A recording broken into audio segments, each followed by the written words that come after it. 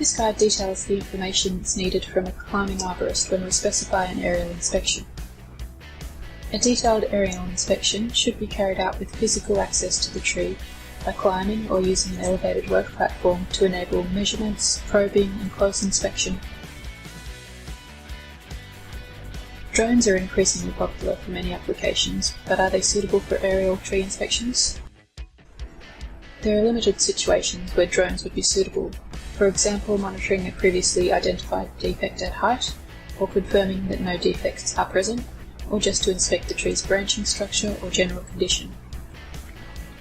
If a drone is used and defects are found, an additional physical inspection may be called for to collect hands-on information, so be sure of the scope and purpose of the aerial inspection before deciding on a method to use. Whichever method is used, the purpose of the inspection should be clear to the climber or operator and to the consultant. If it's not going to be possible to get the required information through the method that's being requested, let the consultant or tree officer know and suggest alternative ways of gathering that information. So what information does the consulting arborist or tree officer need the climber to collect? It's not enough to find a defect, photograph it and confirm that there is a defect. The information needs to be specific, measured and recorded. If the defect is a wound, take measurements of the wound, vertical and horizontal, as well as depth if a cavity is present. Take a measurement of the branch or tree part the wound is located on, and take a measurement of the main stem at the level the affected branch attaches to the stem. If the defect is a bulge, take measurements of the diameter of the widest part of the bulge and the diameter of the tree part on each side of the bulge at normal wood.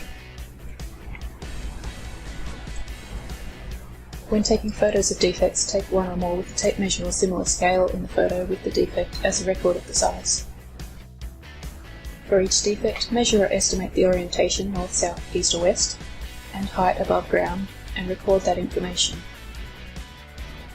If there are any limitations of your inspection, such as sun glare or limited access, take note of those and include it in your recorded advice. So how do you record information while up the tree? Photos can be taken with a camera or phone. Take notes on your mobile phone if it's safe to do so, or dictate the information to a person on the ground who can safely record the notes. Double check all dictated information to ensure it's recorded accurately. Do you need to provide a full report of aerial inspection results? Provide the measurement records and the photos. It could be raw data provided to a consulting arborist for them to include in their report, or it could be a brief written report of your own. The most important aspects that need to be recorded are the specific measurements, details of defects and the tree, and all the photos taken. If your notes and photos are detailed enough, an AQF Level 5 arborist who has assessed the tree and is familiar with the situation should be able to write a report including your results.